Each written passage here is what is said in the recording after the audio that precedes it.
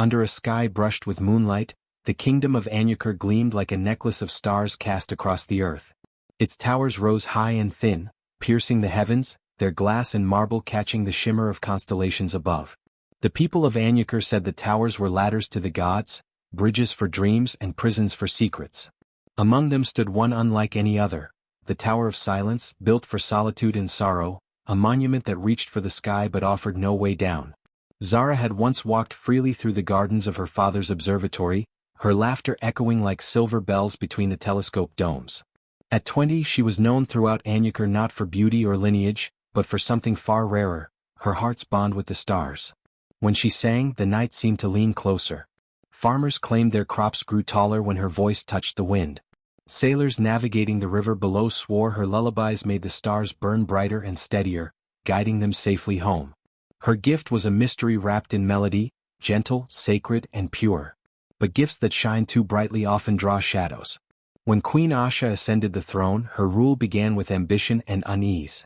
She was a woman who feared silence, for in silence she could hear the truth of her insecurities. Each night from her balcony she saw the people gather near the observatory hill to listen to Zara sing. They spoke the girl's name with reverence as though she were a priestess of the cosmos. The queen's own court musicians could not summon such devotion, and whispers reached her ears that the star girl was chosen by the heavens themselves. Jealousy took root, deep and black as the void between stars. So when a comet streaked across the sky, red as blood, Queen Asha seized her moment. Her high priest declared it an omen, a sign that someone among them consorted with sky spirits, stealing divine power. Fear spread quickly through the streets.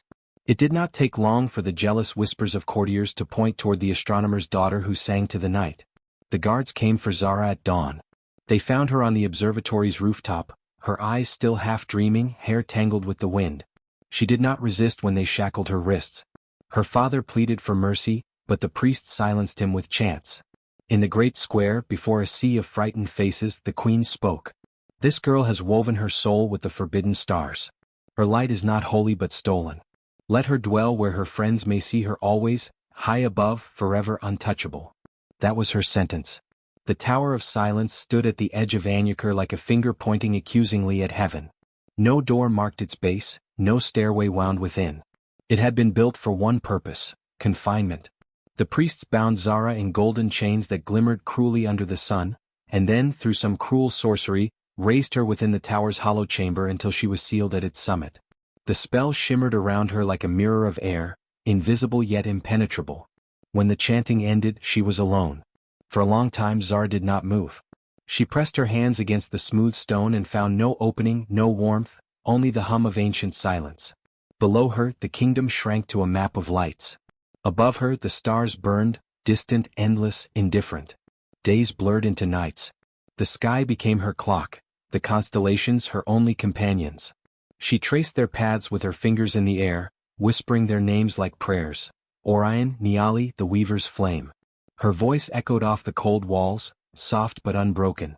At times she thought she could hear an echo answer her, faint, rhythmic, like breathing. When hunger gnawed, she drank from rain that trickled down the stone cracks. When loneliness clawed, she sang. At first, her songs were fragile things trembling like candlelight. But as moons passed, her melodies grew bolder, rising, falling, curling through the night air like silver smoke. The stars seemed to flicker with her rhythm, as if listening, as if understanding. One night, as the moon hung full and pale, Zara looked up and whispered, "You are all I have left." And for the briefest heartbeat, one star seemed to pulse an answer, a single bright throb as though it heard her and promised, "I am still here." Tears spilled down her cheeks, glinting like shards of starlight. In that moment, something shifted inside her, a fragile peace, a strange belonging. She was trapped, yes, but she was not forgotten. The world below might fear her, envy her, curse her name, but the sky above, the endless ancient sky, never turned away. So she began to sing again, not for freedom, not for mercy, but for the stars themselves. Each note rose into the vastness, carried by wind and silence alike, until Anyukur's citizens swore they could hear her voice even from the palace gates. It was said that on clear nights, when the queen stared from her balcony, she could see the Tower of Silence glowing faintly, as if the girl within had turned her loneliness into light. Time in the Tower of Silence melted like candle wax. Days slid into nights without boundaries, without sound, until Zara no longer measured time by the sun or moon but by the pulse of starlight that came and went above her. The kingdom of Anyukur had forgotten her name, but the sky had not. Every evening when dusk deepened, she lifted her eyes and whispered greetings to the stars as if they were her oldest friends. One by one she gave them names of her own choosing. Luma, the patient one who waited for nightfall, Idrin, the mischievous wanderer, and Tala, whose glow never wavered no matter how thick the clouds. Their light was the only reply she ever received, but even that faint, distant shimmer comforted her more than any human voice could. She began to sense a rhythm in the heavens, a pulse that rose and fell like breathing. When she listened closely enough, she could almost hear it, a faint hum beneath the silence, threads of invisible song weaving between the stars. Some nights the hum was steady, calm. Other nights it trembled, whispering like voices carried by a faraway wind. Promises. Warnings. Names she did not know, sung in languages older than the kingdom itself. Loneliness pressed upon her like a second skin, and so she filled the walls around her with light. With a shard of stone, she scratched constellations into the tower's interior, tracing patterns that matched the sky. It became her second firmament, a reflection of the infinite above. When dawn dimmed the stars outside, her carvings caught the sunlight instead, glowing gold where her hands had worked through the night. In that way she built a world within her prison, a world that answered back. Yet sometimes she wondered whether she was only imagining it all. The whispers might be madness, she thought. Perhaps solitude was teaching her to dream with her eyes open. But then came a night so still, so sharply clear, that doubt itself seemed to fade. The stars hung low and bright, a sea of diamonds close enough to touch. She sat by the narrow window slit and watched them, her lips barely moving as she whispered their names. Suddenly, a strange stillness fell upon the sky. Every star blinked at once, as though the universe had taken a single breath. And in that breath she heard it, a voice as soft as wind through feathers calling her name. Zara. Her heart leapt. She froze, her hands gripping the cold stone beneath her. The sound was neither echo nor illusion. It came from the vastness beyond, threaded with warmth, ancient and knowing. "Who are you?" she whispered, her voice trembling. No answer came, only a shimmer. The stars flickered again and one began to move. Slowly at first, then faster, until it tore across the sky, blazing silver and white. Zara gasped. The streak of light fell toward the horizon, trailing a bright ribbon that curved down, until it vanished somewhere beyond the tower's base. For a moment the world was silent. Then she saw it, a faint glow at the edge of the earth, like silver dust scattered upon the sand. Zara pressed her palm against the window, eyes wide with awe. The air itself seemed alive, vibrating with a soft hum that matched the whisper she'd heard. The light at the base of the tower pulsed, once, twice, as though answering her heartbeat. "They are not watching," she breathed, the truth dawning slow and sure within her chest. "They are guiding." The realization filled her with a warmth she hadn't known since her imprisonment began. The stars had never been silent. They had been speaking in their own language all along, waiting for her to learn the rhythm. The thought brought tears to her eyes, not of despair but of wonder. She leaned against the cold stone, gazing upward at the endless expanse. Outside, the sky seemed to shimmer more brightly than it ever had before. Somewhere in the night, a promise had been made between a girl and the stars, a promise that even a tower could not keep her caged forever. Sleep came to Zara like a tide, slow, uncertain, yet irresistible. The night after the star fell, she drifted into dreams that felt too vivid to be mere invention. She found herself standing not within the Tower of Silence, but in a vast ocean of light. There was no ground beneath her feet, yet she did not fall. She floated, surrounded by stars that pulsed like living hearts. The air shimmered with a low hum that seemed to come from everywhere at once. Out of that glow, a figure emerged. It was neither man nor woman, neither flame nor flesh, a being woven from starlight itself. Its form shifted with every breath, like the reflection of the moon rippling across water. When it spoke, its voice was both a whisper and a chord, gentle but resonant enough to fill the infinite space between them. "Zara," it said, and her name glowed in the air like a constellation forming anew. She clutched her chest, breath trembling. "You're the one who called me," she whispered. The figure nodded, and as it did, its brightness softened into a shape she could almost bear to look at. A being with eyes that shimmered like two small galaxies, wearing the faintest outline of a smile. "I am Nuru," it said. "Born from the dust of stars that remember what the world has forgotten." Zara's lips parted, but no sound came. All her questions dissolved before they could leave her tongue. "The stars sent you?" she finally managed. "They did not send me," Nuru answered. "They woke me because you listen when no one else could." The word struck something deep inside her. In the tower, she had whispered to the night for so long that she thought her voice had vanished into nothing. Yet here stood proof that her whispers had been heard, not as echoes of desperation, but as songs that reached the heavens. "Why me?" she asked, her voice small against the vast light. "Because your heart beats in rhythm with the cosmos," Nuru said. "Because silence did not break you. The bridge of light that once connected heaven and earth was shattered long ago by those who sought to own its power. The stars mourn that loss. You are to restore it." Zara blinked, uncertain whether she was hearing prophecy or poetry. "Restore it?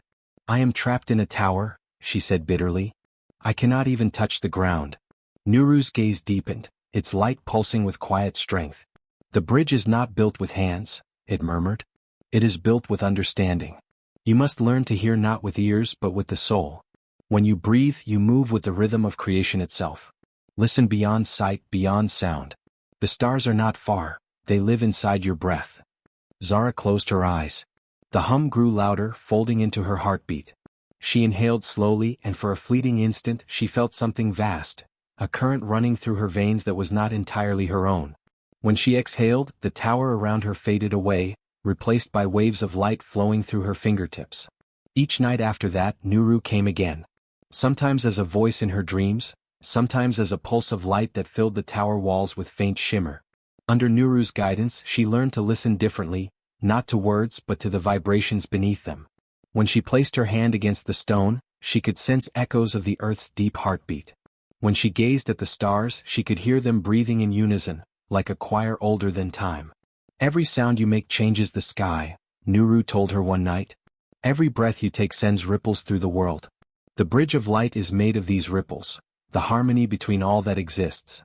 Zara began to hum softly, matching her rhythm to the pulse of the stars. The notes shimmered, faintly visible, spiraling upward through the slit in the tower wall. Her hums became luminous threads of sound, weaving invisible connections between her and the night above. But peace never lasts long in a world ruled by fear. Far below, Queen Asha had begun to notice strange flickers of light around the tower at night.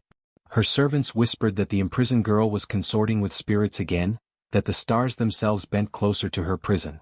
Unease turned to envy and envy to fury. "Seal her tower," the queen commanded. "Let no wind, no whisper, no light reach her. If she sings, let her voice die against stone." Guards climbed the spiraling steps with torches in hand. They tightened the tower's locks, covered its narrow window with iron grates, and left Zara in near darkness. The only light that reached her now came from the tiny cracks between the stones. That night, the silence was heavier than it had ever been. She felt the air grow cold, the walls closing in. For the first time, fear crept through her chest, the fear of vanishing completely, of her voice being buried where no one could ever hear it again. But then, faint and familiar, she felt a warmth bloom against her skin. She opened her eyes and saw a single thread of silver light slipping through the cracks, coiling softly like a living thing. Nuru's voice filled her mind, calm and unwavering. "The stars cannot be caged," it said. "Nor can you." Zara's tears glistened in the dark. She pressed her palm to the wall and whispered, barely audible, "I will not die in silence." And when she said it, the words did not echo, they shone. Light flared through the cracks, running in veins across the stone. Outside, the stars flickered in answer. In that moment, she was no longer a prisoner of the Tower of Silence. She was its heartbeat, its pulse of light defying the darkness. And somewhere far above, Nuru's laughter, soft as starlight, shimmered across the sky. Queen Asha woke from dreams that burned through her mind like embers. Each night they grew worse, stars falling like rain, her golden crown melting into liquid fire that ran down her arms, searing her skin. When she looked into mirrors, she no longer saw her face but a void of black sky, empty where the stars should have been. She summoned her seers, her priests, her astronomers, but none could read the omens. They trembled before her, muttering about imbalance, divine warning, the anger of the heavens. Asha dismissed them all. Yet the dreams clung to her like smoke, their weight pressing down until she could no longer breathe beneath her silks and jewels. By the third night she could stand it no more. She ordered her guards to bring her to the Tower of Silence. The soldiers hesitated, even they had begun to whisper that the tower was cursed. Strange lights flickered there at midnight, and the wind carried faint hums, like songs without voices. But no one dared defy the queen. They rode out in silence beneath a moon shrouded in clouds. When the gates creaked open, Asha stepped into the tower's shadow, her silken shoes brushing against the cold stone floor. She expected to find the girl weak, broken, begging. Instead, she found her sitting in the center of the room, spine straight, hands resting gently on her knees, eyes closed as though listening to something only she could hear. The room was dim, only thin strands of silver light slipped through cracks in the walls. Yet somehow, Zara seemed illuminated from within.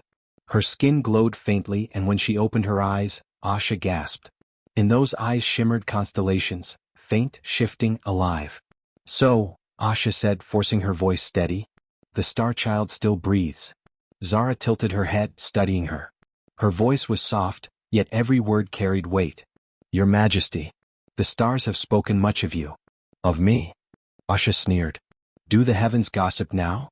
"They grieve," Zara said simply. "They see a queen who feared her own reflection so much, she sought to cage the light of others." For a heartbeat, Asha said nothing. The words cut deeper than she cared to admit. Then fury bloomed, the hot, consuming kind born from shame. She stepped forward, raising a jeweled hand, and struck Zara across the face. The sound cracked through the tower like thunder. Even the sky. The night stretches endlessly, thick with sorrow and the weight of a sky gone blind. No stars dare shine above Anyakar. The farmers curse the heavens as their crops wilt under cold, unmoving clouds. Fishermen stand at the shores where tides no longer obey the moon. Even the palace torches seem dimmer, their flames trembling like hearts that have forgotten faith. The queen hides behind her jeweled curtains, haunted by the empty heavens. But in the tower, high, forgotten and wind-battered, Zara sits awake. She can feel the absence like a missing pulse in her veins. The silence of the sky is heavier than any chain. Her hair, once bright as dawn, now clings to her face in the stale air of the prison. She whispers the names of the stars she once loved, Ashael, Kima, Nuru's kin, each syllable trembling like prayer. But nothing answers. Her chest aches with the hollow quiet, and at last she begins to weep. Her tears do not fall like others. They shimmer faintly, glowing as if each drop remembers what the sky has forgotten. When they touch the stone floor, they leave tiny spots of light that refuse to fade. Nuru comes to her again that night, his form fainter than before, a wavering figure of smoke and silver. "They've hidden themselves," he whispers, his voice breaking like wind over glass. "They dimmed their light so the world could remember what it means to look up with longing. Cruelty makes the sky retreat. But they still hear you, Zara. They always hear." Zara touches her chest and feels only silence where her heartbeat should echo with rhythm. "Then I must call them back," she murmurs. "Not for me, for them." She rises, her steps unsteady but sure, and presses her palms against the cold stone of the tower wall. The stars she once carved there still glimmer faintly. She remembers their positions, their stories, their songs. And so she begins to hum. At first, her voice is a trembling thread, a small sound swallowed by wind. But she closes her eyes and listens, not to the silence but to what hums beneath it. The whisper of dust moving, of air shifting, of the tower breathing faintly around her. She lets her voice follow that rhythm. Slowly her melody grows. It is a song of sorrow, yes, but beneath it there is defiance. Hope that will not die. Far below, shepherds look up from their dying fires. They hear something, a note that seems to rise from the earth itself. It slips between the cracks of their despair like the scent of rain. Across the kingdom, that single sound threads through fields and over rivers, reaching ears that have long forgotten music. And then, one faint flicker in the darkness. A single star trembles above the tower, barely visible through the haze. The people gasp, pointing upward. Another joins it, and another. One by one the heavens begin to stir. In the tower, Nuru's eyes brighten again. "They remember you," he says softly. "They remember your light." Zara keeps singing, her tears falling faster now, each one leaving glowing dust on her hands. The song grows stronger, a weave of human and celestial rhythm intertwined. The walls of the tower seem to hum with her voice, as though the stones themselves long to be part of the song. The queen wakes in her chambers and rushes to her balcony. For the first time in 7 nights, the stars are returning, but they do not shine as they once did. They burn brighter, fiercer, forming strange new patterns. Some say they spell a message. Others say they form a bridge, a ribbon of light stretching from the heavens toward the Tower of Silence. Zara stands at its center, her face lifted to the sky. The melody she hums is no longer sorrowful. It is a promise, a vow whispered to the stars, to the world, to herself. Her voice reaches where even prayers cannot go. And for the first time since her imprisonment, she feels warmth spread through her, not from sun or fire but from the stars answering her in kind. The wind rises around her, gentle but full of power, swirling the silver dust of fallen starlight. Down below, children laugh and cry at once as they see the night reborn. Farmers kneel. Fishermen whisper blessings. Even the queen cannot stop her tears. In the tower, the girl who was forgotten hums until her throat burns, her eyes filled with the reflection of a sky alive again. The stars hum back, countless voices echoing her song. The bridge between heaven and earth has begun to form, not of stone, not of gold, but of sound and faith reborn. The world breathes once more. And above it all, the stars whisper her name, Zara, the girl who called the light home. The queen's rage spreads through the halls of Anyukur like wildfire. Her advisors tremble as she slams her jeweled hands upon the marble throne, her voice cracking through the air. Seal her. Seal that cursed tower with iron and silence. Let her never touch the sky again. Her words are carried through the courtyards, echoing into the night. Soldiers march beneath the dim stars that have dared to return, their armor glinting faintly with celestial reflection. The Tower of Silence, once cold and forgotten, now glows with an unearthly shimmer. Zara stands at its heart, her song still threading through the air like a river of light. She feels every vibration within her bones, the stars pulsing above, the earth answering below. But as the soldiers surround the base, they begin to hammer symbols into the stone, runes of suppression, forged by the queen's priests to silence the divine. One by one the runes flare to life, burning crimson, sealing the tower in chains of magic and iron. The air thickens, even the wind that once danced through her hair grows still. Zara falters for a moment.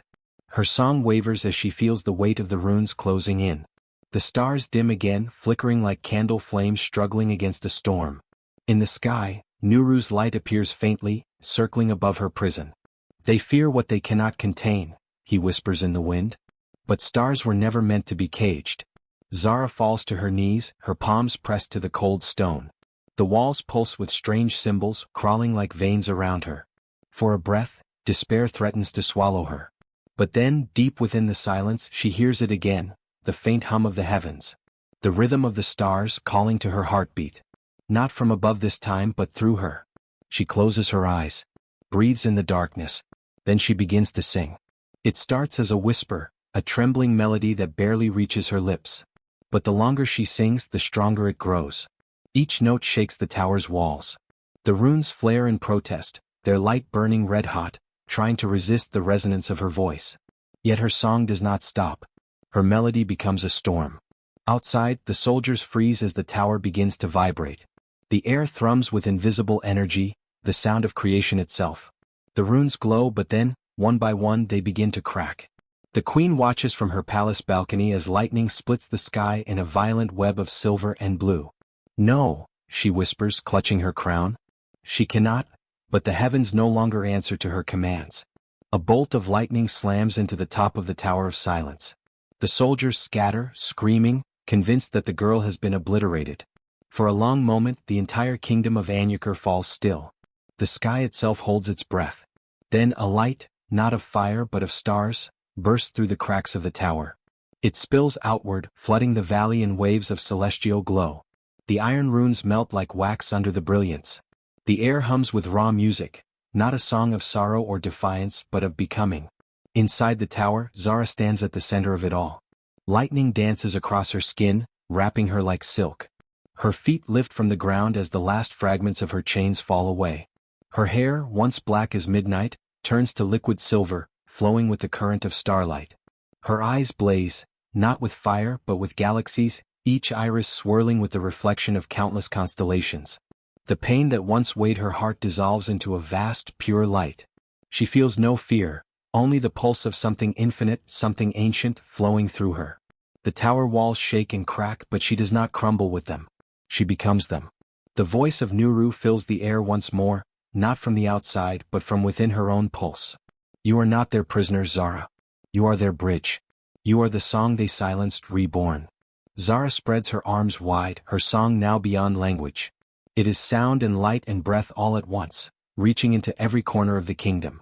The heavens respond, the stars flare brighter, forming patterns that swirl like living rivers above. The people of Anyukur, waking in terror and awe, fall to their knees as the sky itself sings. The tower, bound no longer by stone or rune, begins to tremble in rhythm with her voice. Its ancient bricks hum and melt into strands of light, wrapping around her in spiraling motion. She is inside a cocoon of shimmering dust and molten air, the tower unmaking itself, not in destruction but in transformation. From afar, it looks as though a second moon has risen above the horizon, a sphere of soft, living light pulsing in time with her song. The winds carry whispers across the mountains and valleys. The girl has become the sky. Queen Asha stumbles backward in her palace, the reflection of that blinding glow mirrored in her terrified eyes. What have I done?" she gasps, but no one answers her. The stars above her tremble, and for the first time, they do not shine for her kingdom. They shine for Zara. Inside the cocoon of starlight, Zara feels her body dissolving into warmth. She senses every pulse of the world, the tides shifting, trees breathing, the faint cries of those who once scorned her. Her heartbeat synchronizes with the rhythm of the cosmos. Then silence, deep, soft, endless. The Tower of Silence ceases to exist. In its place floats a radiant sphere that slowly ascends into the heavens, joining the constellations it once longed for. And within that sphere, Zara sleeps, cocooned in light, her transformation not yet complete. The people of Anyukur look to the night sky and see a new star burning brighter than all the rest. It does not twinkle or fade. It pulses, steady, alive, as though it carries the heart of a girl who refused to be forgotten. The Tower of Silence is no more. But above, a promise gleams, that the sky will never again belong to those who seek to cage its light. Dawn rises over Anyukur like a wound healing, slow, radiant, inevitable. The storm that had raged through the night is gone, leaving only stillness, a silence that feels alive. The first sunlight touches the Tower of Silence, and where stone once stood, there is now only shimmering light, trembling, expanding, breaking apart in waves. A single crack races down its height, splitting through the runes and golden chains that once bound it. The sound is not of collapse but of release, like a sigh from the earth itself. Then with a sound that shakes the mountains, the tower shatters. Its fragments scatter through the dawn like shards of glass caught in the breath of the wind. Yet they do not fall as debris. Each piece glows, burning with silver fire, transforming midair into trails of stardust. The people of Anyukur, awoken by the tremor, rush from their homes, eyes wide as they behold the miracle. From the heart of the swirling dust, she descends. Zara steps into the morning light as though born anew. Her bare feet touch the sand, leaving behind ripples of silver that shimmer like liquid moonlight. Her gown is woven of air and radiance, her hair floating around her like a veil of galaxies. The sunlight cannot dim her glow. Instead, it bends toward her, gilding her in warmth. The crowd below kneels instinctively, unable to comprehend the sight. Some weep, others whisper her name, thinking her an angel or goddess. But those who had once called her cursed feel the weight of their guilt in every heartbeat. The silence of their cruelty hangs heavy between them and her brilliance. At the balcony of her palace, Queen Asha stands motionless. The gold crown upon her head feels suddenly too heavy to bear. She watches as Zara walks, slow and graceful, her every step painting the sand with stars. Asha's throat tightens, the memory of her own words echoing, "Even the sky will forget you." But the sky had remembered. It had answered. Zara stops at the foot of the hill leading to the palace. Her gaze lifts to the trembling queen, and for a moment, time itself seems to hold its breath. The two women, one cloaked in borrowed power, the other clothed in the infinite, face each other in the morning light. When Zara speaks, her voice is neither human nor divine, but something in between, deep, melodic, filled with the cadence of eternity. "You built your throne on silence," she says softly, her words carrying across the air like the ringing of a bell. But silence does not last forever. Even the stars must sing. Asha grips the balcony's edge, her lips trembling. "You should be dead," she whispers, though the words falter, as if even she doesn't believe them. Zara raises her hands, palms open. The air ripples and streams of light flow through her veins like rivers of molten gold. They rise from her fingers, curling upward into the sky. The darkness that had lingered over Anyukur, the heavy haze that had dimmed the heavens for 7 long nights, begins to dissolve. The clouds split apart. The first pure light of morning floods the land, revealing fields that glimmer with dew, rivers that once again reflect the sky, and hearts that beat faster as if remembering life. The people look up, eyes wet with wonder. They can feel it, the lifting, the cleansing. The air itself feels reborn. The queen falls to her knees. The light reaches her face and she flinches as if unworthy of its touch. Her jeweled robes catch the brightness, but nothing hides the fear and awe in her eyes. Zara's voice softens, though it carries the weight of every star above. You feared my light because you thought it would outshine yours. But light is not a thing to be kept or conquered. It is meant to be shared. The queen lowers her head, tears streaking her painted cheeks. Then why do you not destroy me? Zara steps closer, her feet barely stirring the sand, her glow casting long shadows across the broken earth. Because darkness is not undone by hatred, she says. It fades only when it sees what it could never be. For a heartbeat all is still. The wind catches her hair, sending strands of silver rippling across her shoulders. Then she turns her gaze to the horizon, where the stars linger faintly in the pale morning sky. She raises her right hand once more. The starlight flowing through her veins expands outward, drifting into the heavens, mending the constellations that had fractured. The bridge of light begins to take shape again, a faint arc across the sky, linking the heavens to the earth below. The people watch, awed as the stars pulse in answer, their rhythm matching the beat of her heart.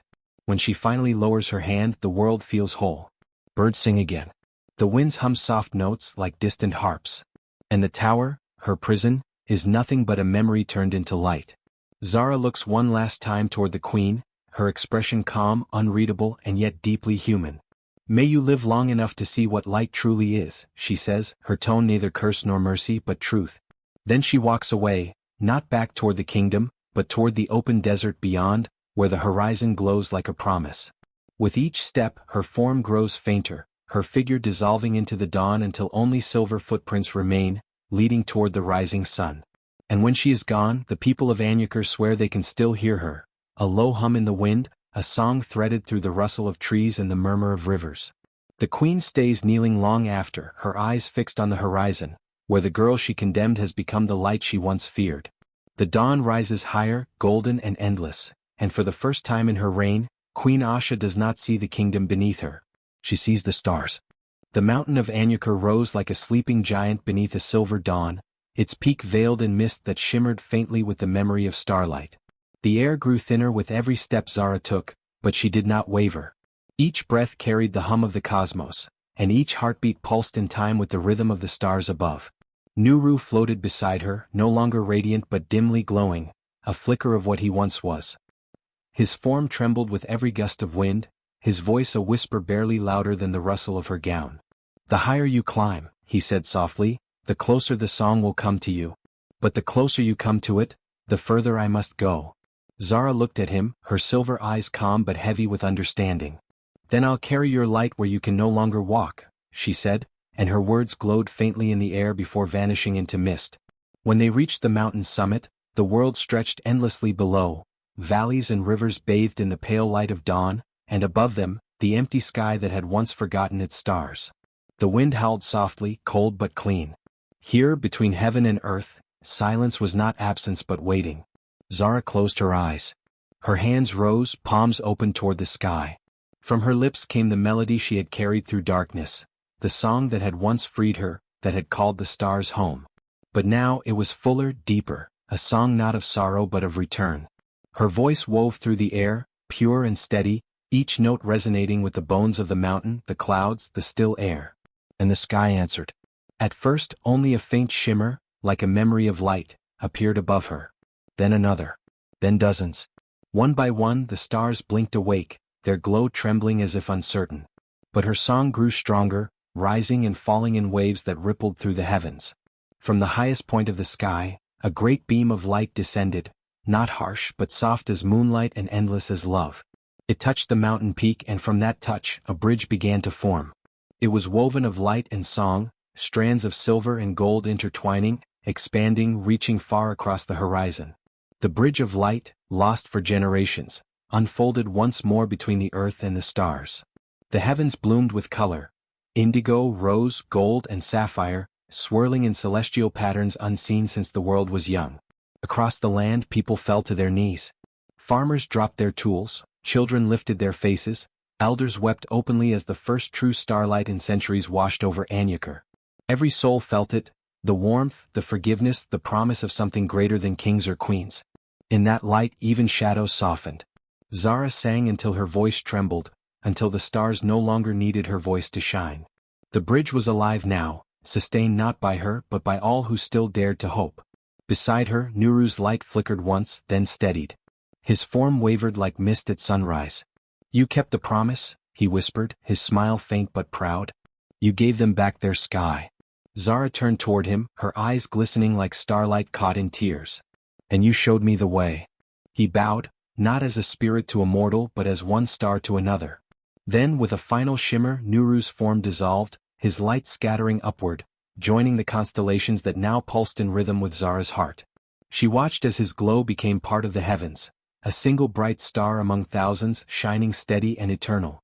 When the last note of her song faded, Zara stood alone at the summit, her hair streaming in the wind, her face calm. The bridge arched across the heavens behind her, a path for lost spirits, a promise fulfilled, a wound between worlds healed. Below, the people still knelt in reverence. Above, the stars burned brighter than they ever had before. And as the wind carried the faint echo of her melody across the sleeping kingdom, it whispered through every heart. The light was never lost, it was only waiting to be remembered. Peace returned to Anyukur like the slow, golden unfolding of dawn after an endless night. The darkness that had once choked the skies was gone, washed clean by the light Zara had summoned.